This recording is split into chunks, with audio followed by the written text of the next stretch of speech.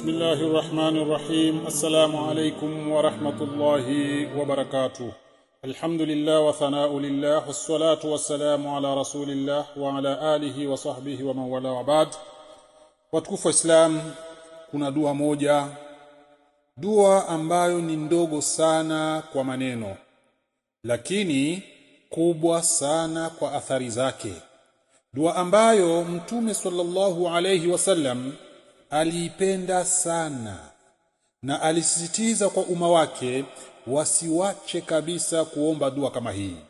Siku moja Abbas ibn Abd al-Muttalib radiyallahu anhu, huu ni mjomba wake Mtume Muhammad sallallahu alayhi wasallam, alikuja kwa Mtume kama anakuja kwa mtume wa Mwenyezi Mungu, na istoshe vile vile anakuja kwa mtoto wa ndugu yake, na akamwambia, ya Rasulullah, ewe mjumbe wa Mwenyezi Mungu, allimni shay'an as'aluhu Allah azza wa jalla, na kuomba unambie kitu kimoja ambacho naweza nikamuomba Mwenyezi Mungu mtukufu niwe nimekinaika kabisa, nisihitaji kitu kingine. Mtume wa Mwenyezi Mungu akamwambia, salillah al-afia, nenda kamuombe Mwenyezi Mungu afya. Abbas aliona jambo hili ni dogo, alikuwa anasubiri kupewa maneno mazito, kuwa ataomba Mwenyezi Mungu maneno hayo yao yametosheleza kabisa, asiwe na haja ya kuomba kitu kingine.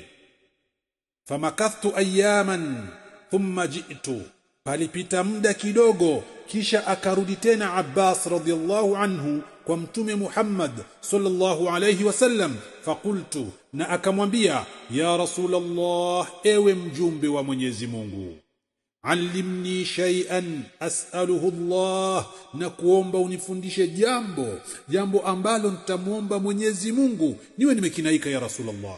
Qala li, Abbas anatuambia, Mtume akamwambia, ya Abbas, ewe Abbas, ya amma Rasulillah, ewe mjomba wa Mtume wa Mwenyezi Mungu, salillah al-afwa wal-afia, nenda kamuombe Mwenyezi Mungu akupe afya na akusamehe. Abbas lakini aliona bado kabisa, akarudi tena.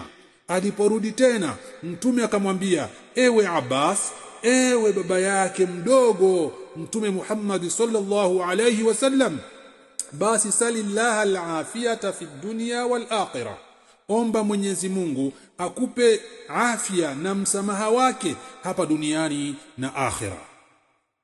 Watukufu wa Islam, Abbas alikuja mara kadhaa akiomba jambo na Mtume anamwambia jambo lile lile, kamuombe Mwenyezi Mungu akupe afya na akusamehe hapa duniani na akhira. Kwa nini alikuwa akirudia jambo hilo tu? Subhanallah, kwa sababu al-afia si kitu kidogo, ni ulinzi wa dini yako.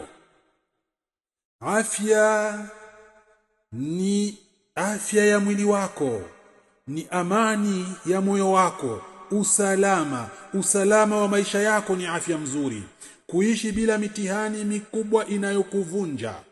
Yani kila mtihani unaopata ni ule unaoweza kuubeba, kwa sababu afya yako itaweza kuhimili mtihani huyo, na mwisho wake kabisa ni kuwa afya ni uokovu wako kesho akhira. Kwa sababu afya ukiwa nayo na ni afya nzuri, lazima itakusaidia kuitumikia akhira yako, na kesho ipate akhira yako bila ghadhabu wala kishindo. Al-afwa ni kusamehewa dhambi zako zote, hata zile ulizozisahau, ni kufutwa kabisa makosa yako mbele ya Mwenyezi Mungu Subhanahu wa Ta'ala. Watu wengi wanaomba mali, wengine wanaomba mafanikio tofauti, lakini Mtume sallallahu alayhi wasallam anakufundisha kitu tofauti kabisa. Omba kwanza afya, kwa sababu bila afya hata ukipewa dunia yote utapata ladha yake. Omba sana, Allahumma inni as'aluka al-afwa wal-afiyata fi dunya wal-akhirah, ewe Allah, na kuomba unisamehe na unipe afya duniani na akhira.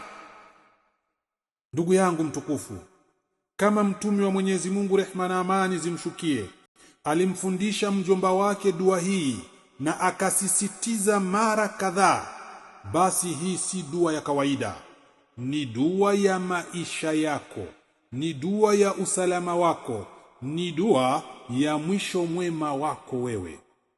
Usisahau kabisa kuomba dua hii asubuhi na jioni. Inaweza kubadilisha kabisa maisha yako yote. Wa sallallahu ala nabiyyina Muhammad wa ala alihi wa sahbihi wa sallama tasliman kathira. Assalamu alaykum wa rahmatullahi wa barakatuh.